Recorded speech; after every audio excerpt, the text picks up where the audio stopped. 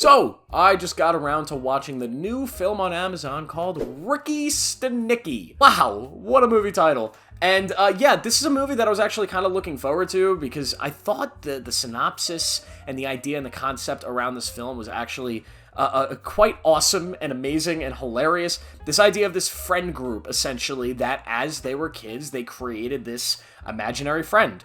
Why do we have so many fucking movies about imaginary friends this year? But they create this friend, this fake person that they essentially use as an excuse to get out of something. They tell their loved ones, they tell their wives, their family members, that they have this friend called Ricky Stanicky who does all these great amazing things, and sometimes like, hey, I can't come to like your bachelorette party because I have to go hang out with Ricky Stanicky in Africa. We're feeding like starving children. You get the idea, and they do stuff like that to hang out with this guy Ricky. But he doesn't exist. But then events happen where they actually have to make him exist. They have to go find an actor to play him in real life because people are starting to ask questions. That's where you get John Cena, who plays the real Ricky Stanicky, and then you have a movie, right? It's just a fun comedy movie with John Cena being incredible, and that's Ricky Stanicky for you. Now, I've heard a lot about this movie. Apparently, it was in development hell for like a decade, which... What? How? Like, how is this the script that had trouble getting made? Like, what kind of hoops did they have to jump through? Like, I get it's Ricky Stanicky, but it's a fucking comedy. An hour-and-a-half comedy. What hoops did this have to jump through? If Denis Villeneuve can get a Dune movie made after his Blade Runner movie bombed at the box office, you tell me they couldn't get a Ricky Stanicky movie made? Hollywood is weird, man. But now the movie's finally out, I will say, I had a pretty good time with this movie. I thought it was really solid, but I do have some major gripes with this film, if I'm going to be actually honest with you. But there's a lot of stuff that I really like. First things first, John Cena. Of all of the WWE superstar turned actors out there, John Cena is by far the best. The Rock is by far the worst. He sucks ass. He is diarrhea. Dwayne, as my boy Seth Rollins labeled on Monday Night Raw, Dwayne "The Rock" Johnson sucks ass. I'm kidding. Rock's fine. He's got an ego twice the size of his forehead, but he is a fine actor. Batista, really, really great. John Cena, though, he proved it in Peacemaker. Absolutely remarkable in that show. Hilarious. Has an unbelievable talent for comedy, both in body acting and what he's able to do with his body and what he's willing to do with his body, but also just the way that he's able to deliver some of the lines that are written. He's just a very funny guy that can also handle the emotional side of the role. He is a very, very talented actor that has a lot of range, which is shocking that he's the best of those three, but it's the truth. And he displays it here. John Cena is amazing in this film, and you could tell that he gave it his absolute everything and his absolute commitment, which he does in every movie that I've seen him in.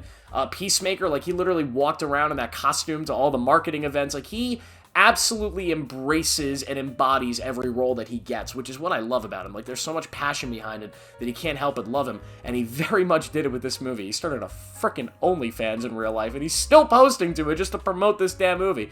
But you could tell in his actual performance how much he cared and how much he loved the idea of this character in the way that he portrays the early version of this character that's not Ricky Stanicky, that's kind of just this random dude who's acting in Atlantic City when he's doing his stage acts and impersonating different people and singing. It's hilarious. He does an Owen Wilson impression in this, and it's really funny. But there's a sense of, like, depression that he's able to kind of convey to the audience, a sense of sadness behind this character that really actually works. And it makes the entire movie, because outside of John Cena's Ricky Stanicky, everybody else is just kind of honing it in. Specifically Zac Efron. And, like, listen, I don't want to call Zac Efron out on anything. Maybe this is just the direction he wanted to take with this character. But after seeing him in The Iron Claw and seeing how amazingly talented he is and how great he is and how he should be an Oscar-nominated actor year after year because he is that damn good, it's just disheartening to see a performance like this where it's clear that he did not give a shit. He was just there to collect the check. Zac Efron gives nothing to this character. It is as stone-faced and wooden as it comes,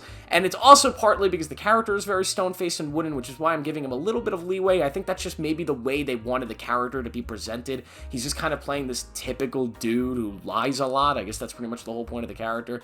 But it does take away from the film. I think this film really needed a second central character to bounce off what John Cena was doing. A second big performance, a second really talented character, and all this different stuff going on with one other character that's written really well to sort of balance out what Cena was doing. Instead, we just get what Cena's doing, which obviously takes all the eyeballs there, and everybody's like, oh my god, this is the best part of the movie, it's great, it's hilarious, he's giving it his all. And then anytime that John Cena was not on camera or in this movie, I could not give a shit. I couldn't give a shit about the story they were trying to tell, I could not care about the family drama, could not care about the friendship between the three main characters. None of that is memorable or anything. I just wanted to see more of Ricky Stanicky, aka John Cena, doing some ridiculous shit, and you get a good amount of that, especially in the second half of the movie, which is good, but it just never really hits home on a lot of the emotional stuff that the script definitely wanted to convey to the audience, because it doesn't have those secondary characters that are as strong as John Cena's character. Instead, you get very weak characters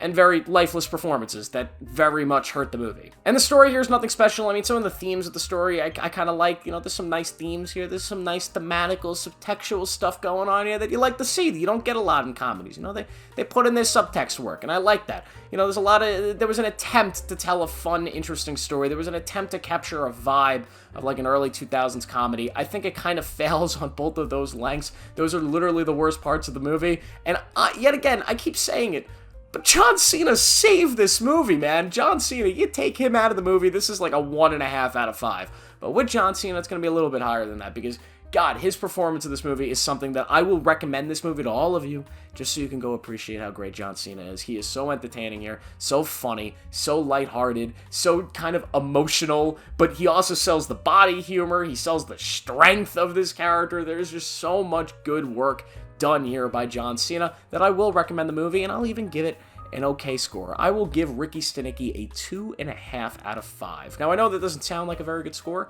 It's about a 5 out of 10 if you want to stretch out the numbers or whatever, but at the same time, you know, that's a pretty good score. If you watch the movie, you'll understand that that's probably a generous score, but I definitely recommend watching it, at least just checking it out to see how John Cena does in this film, because I thought he did a spectacular job, and I think his work in this film needs to go appreciated. It needs to go kind of acknowledged, and it needs to be acknowledged how good of an actor he is. He is so, so good. Acknowledge John Cena the same way that The Rock acknowledged Roman Reigns, like a bitch. Oh, WWE is fake. I know it's fake. I'm joking, you fucking losers. God. The Rock's chill. You know, he just likes to lie about box office numbers sometimes, and that that annoys me. That's the video, guys. Thank you for watching. Please make sure to go check out Ricky Stanicky and tell me what you thought about it, and I will see you guys in the next video.